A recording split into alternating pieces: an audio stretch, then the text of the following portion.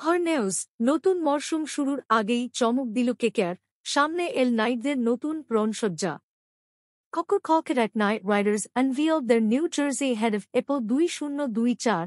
নতুন মরশুমে নতুন জার্সিতে দেখা যাবে কেকেআরকে, সেই খবর আগেই পাওয়া গিয়েছিল। অবশেষে সামনে এল নাইটদের নতুন রণসজ্জা।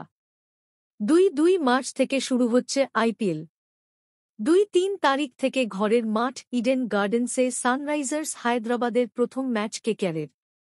নতুন মরশুমে নতুন জার্সিতে দেখা যাবে কেকেআরকে, সেই খবর আগেই পাওয়া গিয়েছিল।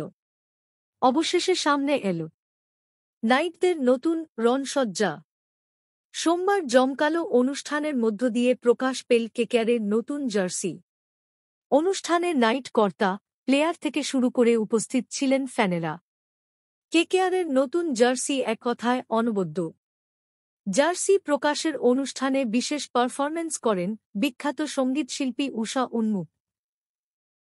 জার্সি প্রকাশের অনুষ্ঠানে বিন্দায় মুডে ধরা দেন কেকেআর প্লেয়াররা। নতুন জার্সি পরে নান পোজে তারা ছবি তোলেন। অনুষ্ঠানে উপস্থিত ছিলে এবার আইপিএলে কলকাতা নাইট রাইডার্সের নতুন মেন্টর গৌতম গম্ভীর। তাঁকে পাওয়া যায় খোশ মেজাজে।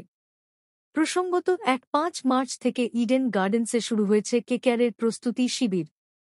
তার আগে মুম্বইতে কেকেআর ক্যাম্পে দেশীয় ক্রিকেটারদের নিয়ে হয়েছিল ক্যাম্প। ইডেনে শুরু হওয়া প্রস্তুতি ক্যাম্পে একে যোগ দেন দেশি, বিদেশি ক্রিকেটাররা। ইতিমধ্যেই নিজেদের মধ্যে একটি প্রস্তুতি ম্যাচও খেলেছে কেকেআর।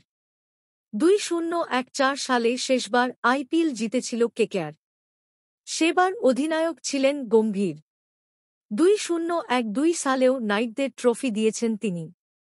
এবার তার মেন্টরশিপে ফের কেকেআরের ঘরের ট্রফি আসে কিনা সেটাই দেখার।